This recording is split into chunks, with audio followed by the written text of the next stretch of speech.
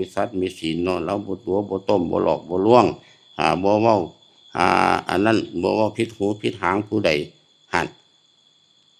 ข้าเจ้าก็ยกย่องเลยได้หั่นคันเว้าดีก็ได้เอาการกระทำก็คือกันการกระทำของเฮาเฮ็ดหยังขึ้นมาบ่ผิดกฎหมายบ่ผิดศีลผิดธรรมบ่เดือดร้อนตัวเองและคนอื่นมันก็ดีแหละก็แสดงว่าคนหันบริสุทธิ์แล้วกายก็บริสุทธิ์วาจาก็บริสุทธิ์จบสบายไปไสบ่มีศัตรูบ่มีผู้ใดสิมาอิจฉาริษยาเขาที่ขาดสิฟันบ่มีผู้ขาดดอกนี่ว่าเพราะว่าเฮารักษาได้รักษากายกับวาจาต้องอย่างนี้ได้เลยสบายไปไสก็บ่มีศัตรูดอก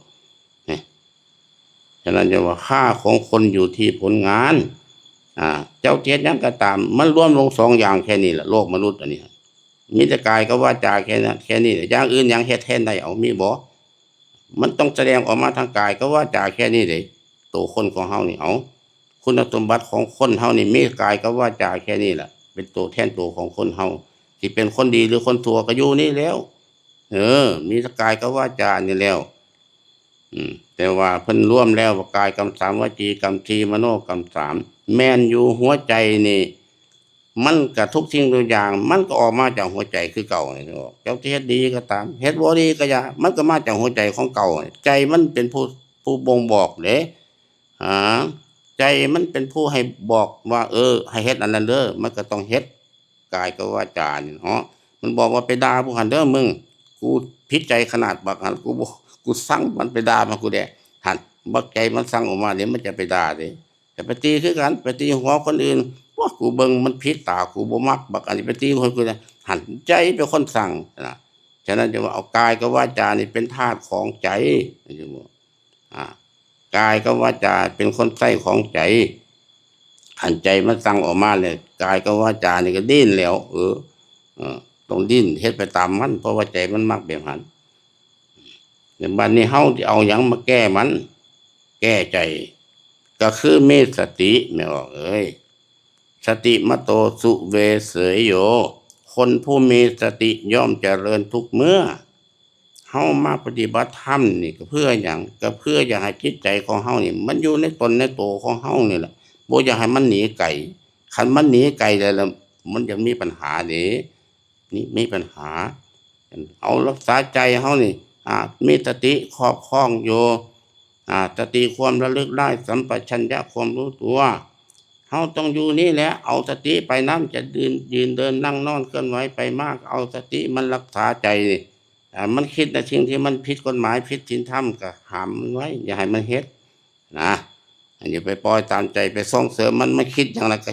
ปล่อยตามมันก็พังแล้วก็บักใจบ่สำคัญเด้คันบ่มีสติครอบครองไว้นี่เสร็จแต่ก็ตามใจของตัวนี้ชั่วนักเพราะใจรักแต่สบายมิใช่หรือการปล่อยกายตามใจเหมือนไฟหื้อนั่นแหละคือความตามจะตามมาคันปล่อยกายตามใจแล้วก็เรียบร้อยเรียบร้อยเบิดคุณสมบัติของคนเฮาเบิดคุณสมบัติบ่มีล่ะคันบ่ปล่อยกายกับใจไปตามอันปล่อยกายกับวาจานี่ไปตามใจเลยเสร็จไปใส่เขาก็บ่เบิ่งหัวหน้านี่ไปฉะนั้นเฮาจังว่าพยายามรักษาสตินี่แหละเป็นของสำคัญที่สุดมันสามารถที่ทำงานร่วมกันกับใจของเฮาเนี่ยคันใจมาคิดในสิ่งที่ผิดกฎหมายผิดศีลธรรมเฮาก็เบรกมันไว้โหอย่าเด้เฮ้ยผิดกฎหมายนี่แล้วเขาตำรวจจับหัวเด้หรือว่ามันก็อยู่เด้หรือว่าสิไปเฮ็ดหยังก็ตามแนวจริงมันผิดศีลผิดธรรมขึ้นมาเอาสตินี่แหละเป็นตัวประกันเป็นเบรกกันไปฉะนั้นเฮาจะมาปฏิบัติธรรมนี่ก็เพื่อหยังก็เพื่ออยากให้มีสติอยู่ในร่างกายของเฮายืนเดินนั่งนอนเคลื่อนไหวไปมากก็ให้สติครอบครองไว้สติควรใช้ในเวลาก่อนแต่จะทำจะพูดและคิดสัมปชัญญะคือความรู้ตัวคือคันเฮามีสติแล้วนี่ดีบัดไม่ออกเฮ็ดหยังก็ได้คนขาดสติแล้วเฮ็ดหยังก็บ่ได้สิเป็นผู้นำคนก็เป็นบ่ได้เฮ็ดหยังก็บ่ได้จักคนคือผีบ้านี่ไปว่าง่ายๆนั่นแหละคนบ่มีสติคือผีบ้าวิกลจริต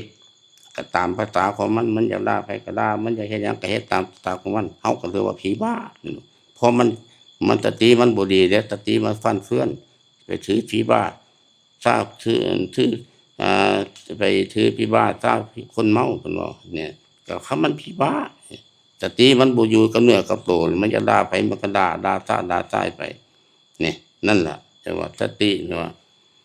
สติมาปัญญาเกิดสติเตลิดก็จะเกิดปัญหาทุกอย่างมันร่วมอยู่นี้อย่าไปมองข้ามเฮาปฏิบัติหลาย84,000พระธรรมขันธ์มันหลายโพดอาตมาก็บวชมากก็หลายเทื่อแล้วแท้ก็เฮ็ดบ่ได้ดอกเนาะเฮียนอยู่คือกัน แต่มันบ่ได้เอามาใส่บ่ได้เอาบนง่ายๆนี่แหละเอาบนง่ายๆนี่แหละคือว่ามันกายกรรมสามวจีกรรมสี่มโนกรรมสามรักษากายกับวาจาแค่นี้ล่ะใจนี่มันสำคัญที่สุดคันว่าหากใจเฮามีความรู้ความสามารถแล้วรู้จักบาปบุญคุณโทษแล้วมันสิสามารถรักษากายกับวาจาเฮาได้คันใจมันบ่รู้จักแล้วก็จบเฮ็ดหยังก็บ่เป็นฉะนั้นมันอยู่ที่ใจอย่างเดียวได้ไม่ออกใจอย่างเดียวใครที่ว่าจะเลยก็ตามตัวคนเฮานี่ไม่หยังเอาที่เป็นตัวรับรองของคนว่ามันเป็นคนดีหรือคนบ่ดีมันก็มีแต่กายกับวาจาแค่นี้แหละมันเป็นธาตุของใจคันใจมันมีการศึกษาดีมีการอบรมธรรมะธรรมโมได้ดีมันก็ที่สอนกายกับวาจาเนี่ยให้เฮ็ดในสิ่งที่มันถูกมันต้องบ่ผิดศีลผิดธรรมบ่ผิดกฎหมายเนาะคันมั่นใจมันบ่มีการศึกษาแล้วมันก็เอาแล้วแต่มันสิคิดแล้วมันคิดก็เลยก็กายกับวาจานี่ก็สนองคุณงามความดีของมันจบฉะนั้นเฮาจงคิดว่าทุกสิ่งทุกอย่างอยู่ที่ร่างกายของเฮาอยู่ที่ตัวของเฮานี่ล่ะเพิ่นก็ยังบอกว่าเมืองกายยะนครเนาะคนเฮานี่คนหนึ่งนี่เพิ่นเปรียบคือกันกับเมืองหนึ่งได้ไม่ออกเมืองหนึ่งแท้ๆแต่ว่าเฮาก็จะมองข้ามบ่ฮู้จักเนาะเมืองหนึ่งนี่มันจะมีอยู่ประตู6ประตูมี6ประตูแต่ว่าที่สำคัญก็มี5ประตูใต้งานหลายประตูที่6หั่นยกเว้นมี5ประตูคือหยังคือเฮาก็ต้องคิดว่าเนาะตาหูจมูกลิ้นกายใจนี่เด้6ประตูอยู่นี้แต่ว่าใจนี่มันเป็นนายนี่มันสามารถที่สิบอกได้เบิดตาเห็นรูปหูฟังเสียงจมูกดมกลิ่นลิ้นรสกายสัมผัสมันก็มาจากใจวันเดียวคันใจมันบอกให้เศร้ามันก็คือเศร้าคันใจมันเอาแม่ว่าสันหวยกับบาดโลแล้วตาเห็นรูปมันก็เกิดอารมณ์ขึ้นมาอิทธารมณ์และอนิธารมณ์อารมณ์ที่ปรารถนาและอารมณ์ที่บ่ปรารถนาอารมณ์ที่ปรารถนาคือจะได้ก็มันก็อยากได้เนาะคันมันปรารถนาเด้มันอยากได้นะคันมันบ่ปรารถนาอยากได้แล้วก็ปล่อยไปเห็นแล้วก็แล้วไปก็คือจบตาเห็นรูปหูฟังเสียงจมูกดมกลิ่นลิ้นลิ้มรสกายสัมผัสอันนี้แหละมันมาจากใจตัวเดียวบักใจนี่มันเป็นคนอันนั้นมันสิดีสิทั่วมันก็อยู่นำบักใจนี่ถ้าว่าเฮาอันนั้นได้เฮาสำรวมได้เนาะมันก็สบายไปบ่มีศัตรูตาเห็นรูปพิจารณาแล้วว่าเป็นรูปผู้หญิงผู้ชายเป็นสัตว์หรือว่าเป็นต้นไม้หยังเฮาเห็นแล้วก็ปล่อยไปเฮาก็บ่ยึดติดหูฟังเสียงเขาที่ปล่อยสิด่ามากก็อย่าเฮาบ่สนใจมันก็ผ่านได้ไปตาเห็นรูปหูฟังเสียงจมูกดมกลิ่นได้กลิ่นหอมกลิ่นเหม็นก็อย่ามันก็คือว่ากินเนาะอันก็แล้วไปลิ้นลิ้มรสมันสิขมสิหวานสิเข้มสิจางก็อย่ามันก็ถือว่าเป็นของธรรมดาถ้าเอาผ่านไปเฮาบ่ยึดติดจักอย่างแล้วมันสิอยู่นำหยังแต่บัดนี้เอาใจของเฮามันสิอยู่นำหยังมันบ่ยึดติดจักอย่างมันก็สบายเนี่ยมันอยู่นำอันนี้ได้ไม่ออกคนเฮานี่มันทุกข์นำอันนี้แล้วมันทุกข์นำอันนี้แล้วตาเห็นรูปหูฟังเสียงจมูกดมกลิ่นลิ้นลิ้มรสกายสัมผัสรู้ธรรมะร่มด้วยใจบักใจเป็นคนสั่งเลย เออคิดบังคับหรือแม่นหรือบ่คันบ่แม่นก็ทิ่มไปคันแม่นก็เอาเออเนี่ยเพิ่นว่าไอ้เอียงเพิ่นว่า4คนหามเนาะ4คนหาม3คนแฮคนหนึ่งนั่งแค่อีก2คนพาไป4คนหามคือหยังอยู่ในตัวของเฮามีทุกคนไป4คนหามธาตุที่ธาตุดินธาตุน้ำธาตุลมธาตุไฟบัก4คนนี่มันหามไว้คู่มือนี่มันจะบุกไปใส่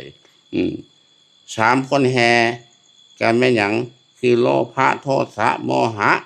นี่แล้วบัก3คนนี่แหละโลภะโทสะโมหะนี่มันแฮไว้คู่มือมันอยู่นำมันนี่เด้คนเฮาโลภะความอยากได้ของคนอื่นมาเป็นของตนโทสะความประทุษร้ายคนอื่นโมหะความหลงนี่แหละ3คนนี่มันแฮไว้คู่มือนี่โลภะโทสะโมหะแล้วก็คนหนึ่งนั่งแค่คนหนึ่งนั่งแค่มันไผนั่งแค่กับบักหัวใจหั่นแหละมันนี่แหละบักนี้มันสั่งงานบักนี้มันคอยสั่งงานอย่างเดียวเลยมันบ่ได้สนใจกับไผเลย2คนพาไปแม่นไผพาไปมีแต่บาปกับบุญเนี่ยแม่พาไปเอาคนเฮาเบิ่งรู้ว่าแม่นไผไปไสที่ไปขึ้นสวรรค์ก็แม่นบุญพาไปก็ที่ไปตกนรกอเวจีก็บาปพาไปหั่นมันก็มี2ทางแค่นี้เด้แม่ว่าไงมี2ทางแค่นี้แล้วบ่มีหลายกว่านี้หรอกคนที่ไปเกิดเป็นสัตว์จริงวาสาก็ต้องอาศัยนี่แหละบาปกับบุญนี่แหละคันว่าที่ไปขึ้นสวรรค์ชั้นฟ้าไปเมืองนิพพานก็ต้องอาศัยบุญนี่แหละบาปกับบุญ2คนนี่มันพาไปคนละทางเด้มันบ่ไปนำกันเด้บาปพาไปกับผู้แล้วตัวนรกกับวิจีผู้แล้วสัตว์จริงวาสาไปซั่นแล้วล่ะคันบาปพาไปคันบุญพาไปก็หัวขึ้นสวรรค์6ชั้นผู้แล้วเลยที่ไปที่ใดกับไปฮอดมาไปฮอดเมืองนิพพานก็ไป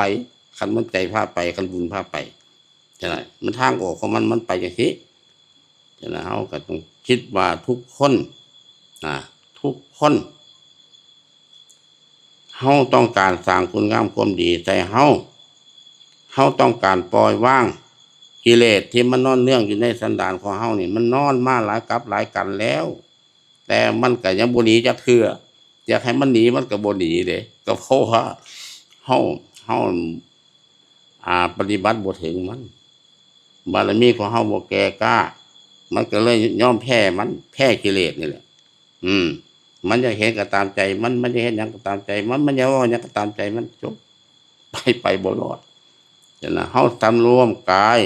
สำรวมวาจาสำรวมใจ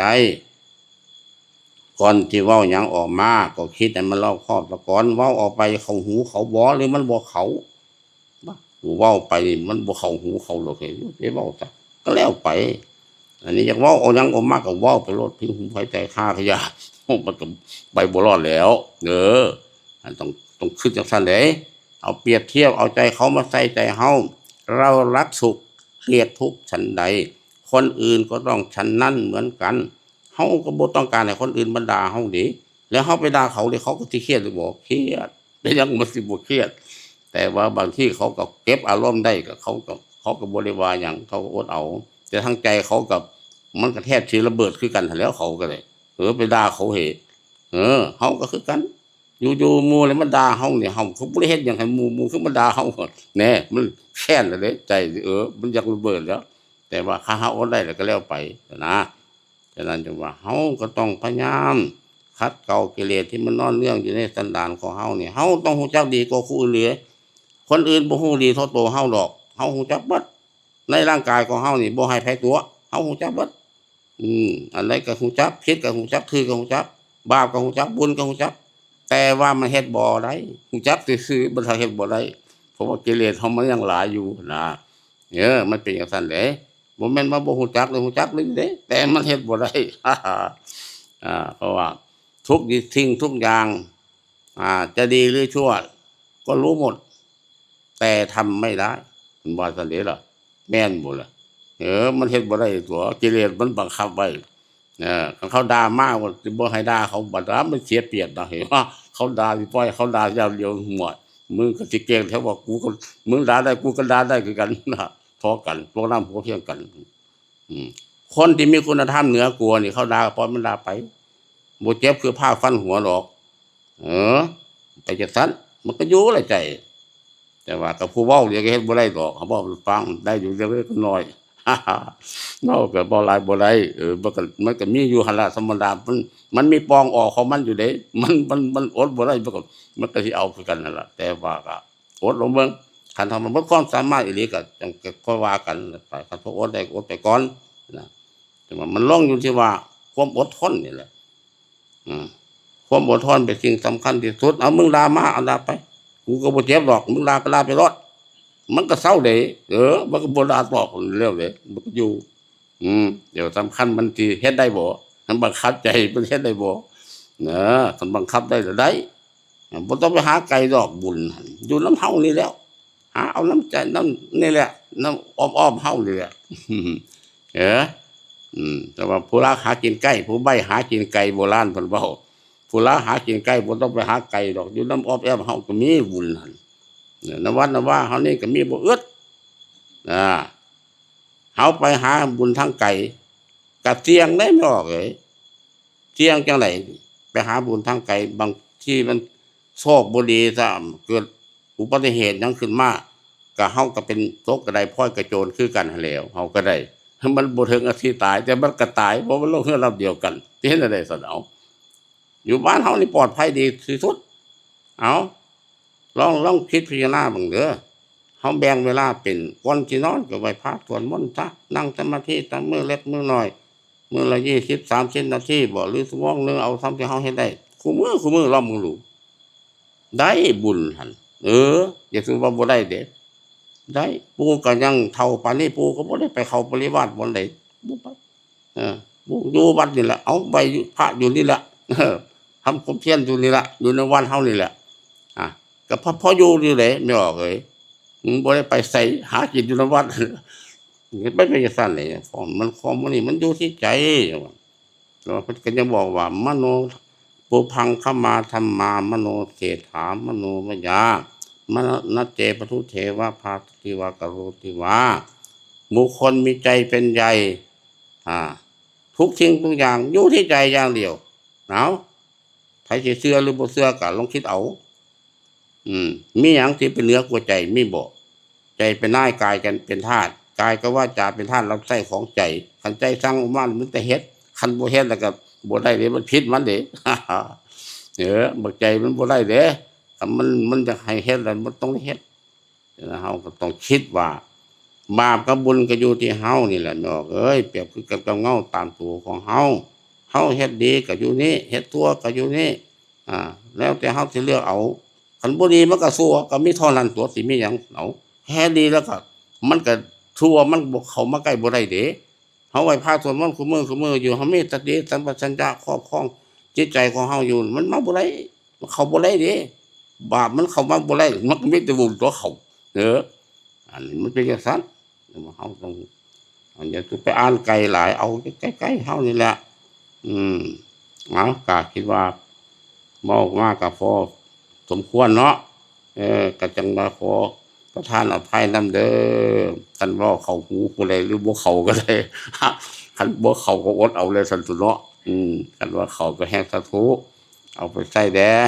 กับภาษาผู้เฒ่าเนี่ยผู้ก็เว้าตามภาษาสไตล์ผู้เฒ่าก็เว้าจังซี่แหละเด้อผู้ก็เลยจังอะไรไม่ได้ซื้อสิผิดก็บ่จักแหละนะท้ายที่สุดนี้ขอโอกาสอาราธนาเอาสิ่งศักดิ์สิทธิ์ทั้งหลายเป็นต้นว่าคุณพระพุทธเจ้าคุณพระธรรมเจ้าคุณพระอริยสงฆ์เจ้าและคุณของพระธาตุพนมซึ่งเป็นมิ่งมงคลของชาวอีสานและสิ่งศักดิ์สิทธิ์ทั้งหลายในสากลจักรวาลนี้ขอจงมาช่วยกำจัดปัดเป่าเสนียดจันไรทั้งหลายและสิ่งที่ไม่ดีไม่งามออกจากญาติโยมทุกคนทั้งที่เป็นแม่ชีก็ดีหรือกับแม่ขาวก็ดีและทุกคนละกับพวกพระเนรที่ได้มาประพฤติวัดปฏิบัติธรรมทุกคนขอจงให้หายทุกข์หายโศกหายโรคหายภัยหายพยาธิโรคาทั้งหลายเป็นต้นว่าขอเจ็บขอไข้ขอหวัดขอไอ ข้อไข่ข้อหนาวข้อปีข้อเดือนข้อวันข้อยามข้าขอจงหายเสียนี้เบิดทุกสิ่งทุกประการโดยไม่ออกตั้งแต่นี้เป็นต้นไปก็ขอให้ผู้ทานจงมีความสุขความเจริญปรารถนาสิ่งหนึ่งประการใดเป็นต้นว่าปรารถนาโสดาสกิทาคาอนาคาอรหันตาเจ้าก็ดีหรือจะปรารถนาพุทธภูมิสาวกภูมิพระนิพพานก็ดีหรือจะปรารถนามนุษย์สมบัติสวรรค์สมบัตินิพพานสมบัติอย่างใดอย่างหนึ่งก็ดีเขาขอให้สิ่งนั้นจงพลันสำเร็จสมความมุ่งมั่นปรารถนา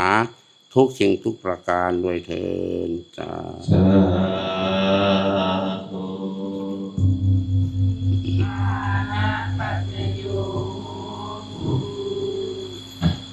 ไปก็ตอบแทนเด้อถวายชัยธรรมทำเทียนนะไปพูดเป็นจังได้ก็จะพอฟังอยู่บ่ฮ่าฮ่าก็เทศสไตล์ผู้เฒ่าเนาะเทศสไตล์ผู้เฒ่านี่ละ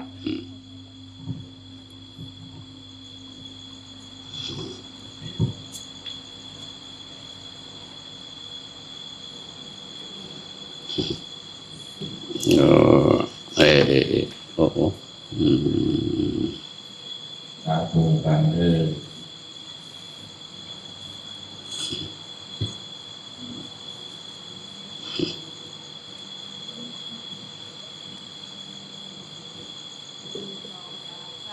สาธุนิพพานะปัจจโยโหตุ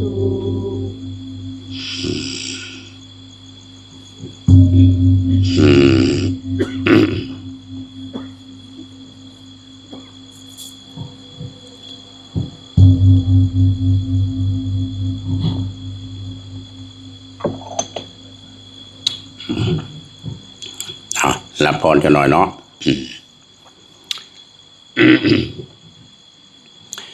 ยะถาวะริวหาปุราปาริปุเรนติสาครังเอวะเมวะอิโตทินังเปตานังอุปกปปติอิชิตังปฏิตังตุมหังคิปะเมวัสมิจตุสัพเพปุเรนตุสังกปาจันโทปนารโสยถามณิโชติระโสยถาสัพพิติโยวิวัชชันตุสัพพะโรโควินัสสตุมาเตภวัตวันตรายโยสุขีทีขายุโกภวะอภิวาทานาติริสนิจังวุธาปจายิโนจัตตารโอธรรมาวัฏันติอายุวันโนสุขังภะลังสาธุ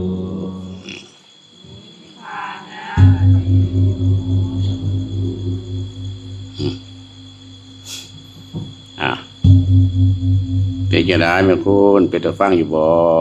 ฮ่าฮ่ามาภาษาผู้เฒ่าประเทศไปตามแต่ตายผู้เฒ่าเด้ฮ่าฮ่านี่จะได้เนาะธรรมดาคนเฮาเราไปตามสไตล์ผู้เฒ่านะฟังได้ก็ฟังฟังบ่ได้ก็ฟังอยู่ได้ธรรมดาธรรมดาปีนี้กะเท่าหลายพันปีกายนี่ไม่ออกเลยการไปการมากปกป้องโลแก้วการว่ากันจากัยักมันก็ไปตามการตามเวลาเนาะจะได้กันไปวันนั้นก็ภาวนาจัก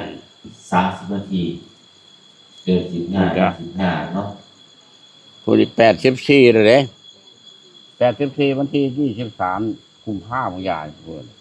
อัน83เต็ม84ย่างมันเนี่ยมันที่23พยานว่าการท่านผู้บุญคุ้มโยสุขภาพร่างกายกันก็ไปพม่าได้อยู่แต่ว่ามันก็ธรรมดาเนาะฐานเป็นสิ่งว่ามันเป็นมันปลาเหลี่ยมไปแต่ว่าเป็นมันปลาเหลี่ยมแล้วเนี่ย